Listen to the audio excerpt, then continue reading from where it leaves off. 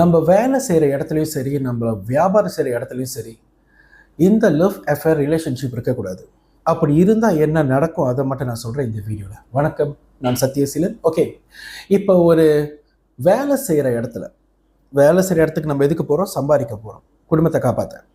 So அந்த தாட்டில் நம்ம வேலைக்கு போனால் மட்டும்தான் நம்ம வாழ்க்கையில் சக்ஸஸ் ஆக முடியும்.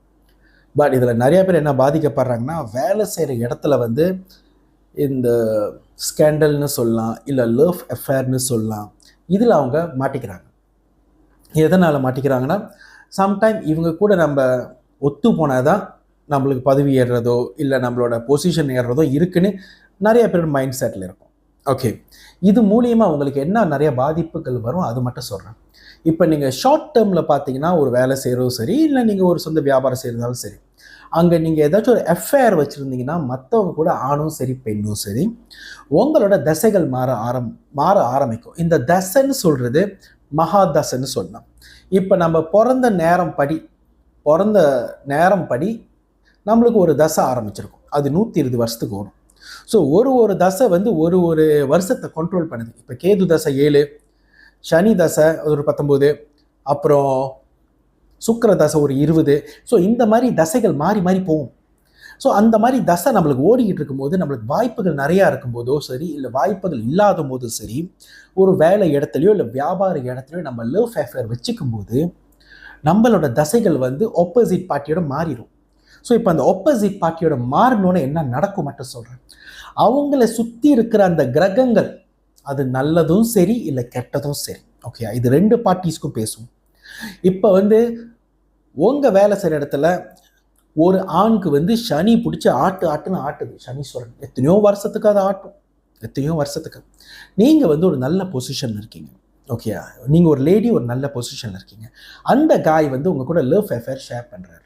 ஸோ அந்த டைம் என்ன ஆகும்னா, இவரோட சனி தசை உங்களுக்கு டிரான்ஸ்ஃபர் ஆயிரும். ஸோ உங்களோட அதிர்ஷ்டம் இவங்களுக்கு டிரான்ஸ்ஃபர் ஆயிரும். ஸோ இந்த மாதிரி டிரான்ஸ்ஃபர் ஆகும்போது என்ன ஆகும்னு கேட்டாக்கா, அப் அண்ட் டவுன் ஆயிரும். அவர் வாழ்க்கையில் பெரிய ஆளாக ஆரம்பிப்பார், நீங்கள் வாழ்க்கையில் எல்லாத்தையும் இழக்க ஆரம்பிப்பீங்க. இப்போ இதே இந்த எனர்ஜி டிரான்ஸ்ஃபர் உங்கள் வீட்டுக்கு எடுத்து போய் டிரான்ஸ்ஃபர் பண்ணுவீங்க.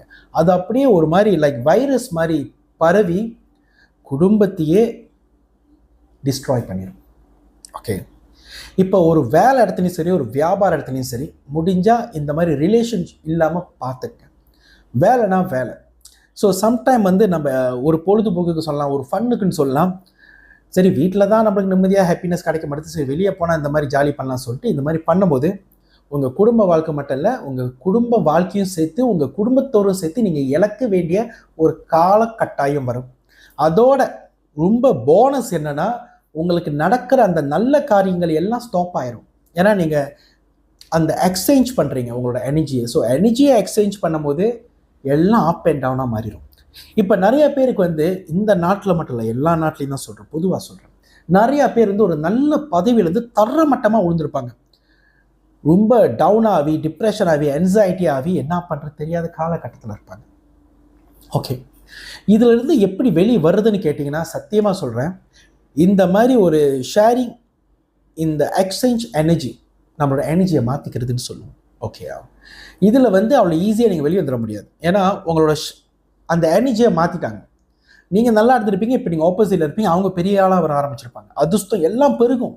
அதிர்ஷ்டம் இங்கேருந்தோ அதிர்ஷ்டம் வந்துக்கிட்டே இருக்கும். அவங்களாலே எக்ஸ்பெக்ட் பண்ண முடியாது. ஏன்னா நீங்கள் அந்த எனர்ஜியை மாற்றிட்டீங்க, ஷேரிங் எனர்ஜி. ஸோ இப்போ பாதிக்கப்பட்டவங்களை எப்படி காப்பாற்ற முடியும்னு கேட்டிங்கன்னா, கண்டிப்பாக வருஷ கணக்கில் உட்காந்து அடிக்கும். மேக்சிமமாக அந்த பாவ புண்ணிய கணக்குன்னு சொல்லலாம், இல்லை கருமான்னு சொல்லலாம்.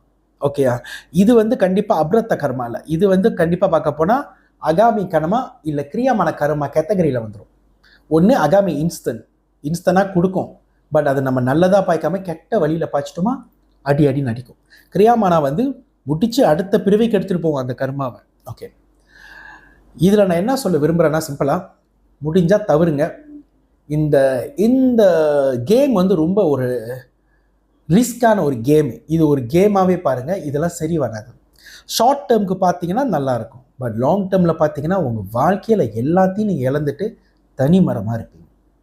ஸோ இந்த மாதிரி இதில் இருந்தீங்க, பாதிக்கப்பட்டு இருக்கீங்க, அடின்னு அடிச்சுக்கிட்டு இருக்கு, எனக்கு என்ன பண்ணுறது தெரியல, நானும் எத்தனையோ பேரை போய் பார்த்துட்டலாம், அந்த மண்டி பண்ண இந்த மண்டி பண்ண இந்த தாயத்து கட்டின அந்த தாயத்து கட்டின இந்த கிறிஸ்டல் போட்ட அந்த கிறிஸ்டல் போட்ட என்னென்னமோ செஞ்சு பார்க்குறேன், வெளியே வர முடியல. ஓகே, வெளியே வர முடியல. இந்த மாதிரி பிரச்சனைங்க உள்ளவங்க இருந்தால் மட்டும்தான் என்னை பர்சனலாக கான்டாக்ட் பண்ணுங்க. ஏன்னா இதெல்லாம் வந்து சும்மா உட்காந்து 1-to-1 பேசி செட்டில் பண்ணுற காரியம் இல்லை. இதெல்லாம் நிறையா ப்ராசஸ் இருக்குது, ஸ்டெப் பை ஸ்டெப் நீங்கள் திருப்பி பழைய நிலைமைக்கு வர்றதுக்கு. கண்டிப்பாக இது குணம் பண்ண முடியும், குறைக்க முடியும், இதை நிப்பாட்ட முடியாது.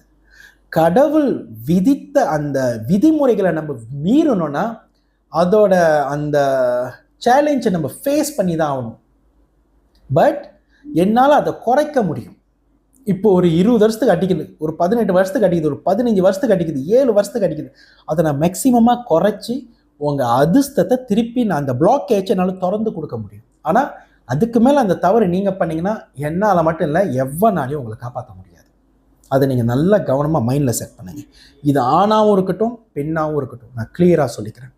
ஏன்னா என்னை தேடி வர்ற கேஸில் இந்த மாதிரி கேஸ் நிறையா இருக்குது. அஃபேர் கேஸ், இது வேலை இடத்துல மட்டும் இல்லை, வியாபார இடத்துலையும் சரி, தெரியாதவங்களும் சரி, தெரிஞ்சவங்களும் சரி, இந்த ஆன்லைனில் தெரியாத ஆளுங்க கூட பழகிறதும் சரி.